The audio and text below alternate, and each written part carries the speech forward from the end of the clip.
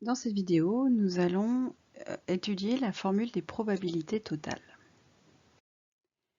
Alors commençons par une petite introduction à la notion de partition.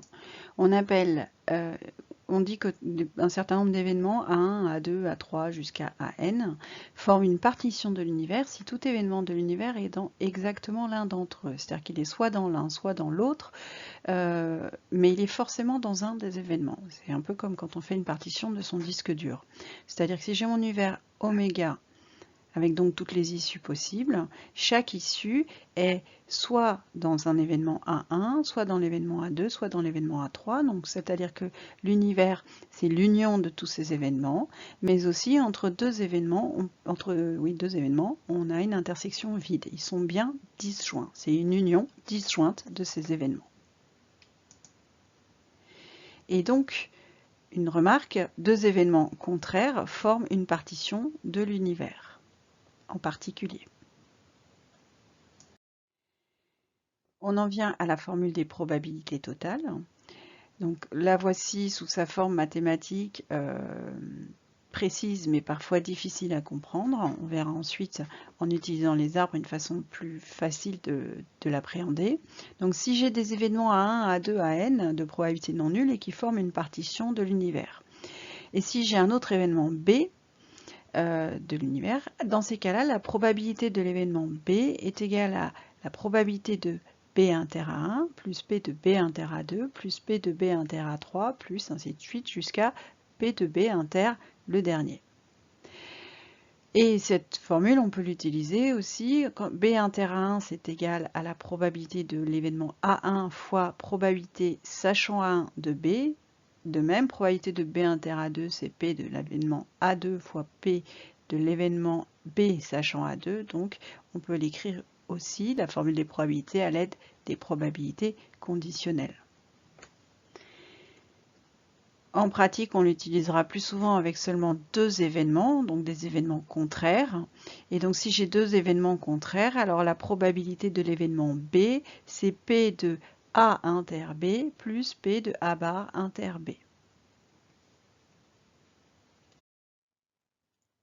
Concrètement, la formule des probabilités totales, en terminale technologique, on utilisera plutôt à l'aide d'un arbre. Donc, si j'ai un arbre de probabilité, la probabilité d'un événement correspondant à plusieurs chemins est obtenue en ajoutant les probabilités de ces chemins. C'est-à-dire que si par exemple j'ai comme ici l'événement B, donc B je l'ai à l'issue de deux chemins, c'est-à-dire qu'en fait j'ai A inter B et A bar inter B, donc je vais dire probabilité de B égale P de A inter B plus P de A bar inter B.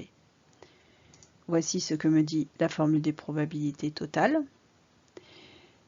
Et ça va être égal à P de A fois P de B sachant A plus P de A bar fois P de B sachant A bar. Donc j'ajoute les probabilités des chemins et chaque probabilité de chemin, c'est le produit des probabilités qui sont sur le chemin. Voilà comment on utilisera la formule des probabilités totales dans un arbre. Alors si j'avais eu un troisième événement, si j'avais eu non pas une partition en deux avec un élément et son contraire, mais A1, A2, A3, trois événements, donc trois branches avec l'issue B possible, et dans ces cas-là, j'aurais fait la somme des trois branches. Donc autant de branches qu'il y a, je devrais ajouter A inter B1 plus A inter B2 plus et ainsi de suite. Exemple, reprenons l'exemple précédent et déterminons la probabilité qu'un ballon ne soit pas conforme. Donc je rappelle, on avait un ballon issu d'une fabrication, soit il est de petite taille, événement A, soit il est de taille normale, événement B, avec une probabilité 0,4 ou 0,6. S'il est de petite taille, il est conforme à la réglementation, avec une probabilité 0,98, ou il est non conforme avec une probabilité 0,02. S'il est de taille normale, il est conforme avec une probabilité 0,95 ou il est non conforme avec une probabilité 0,05. Donc si on me demande la probabilité qu'un ballon ne soit pas conforme, je remarque que non conforme, c'est ici. Par conséquent, il va falloir, les deux chemins qui mènent à cet événement sont là.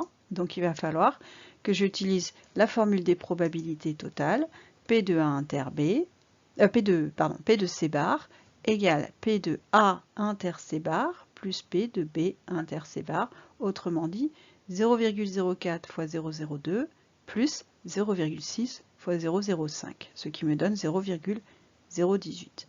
Ce qui veut dire que la probabilité qu'un ballon ne soit pas conforme, issu de cette entreprise, enfin de cette usine, ne soit pas conforme, est égale à 0,018, qu'il soit de petite ou de grande taille.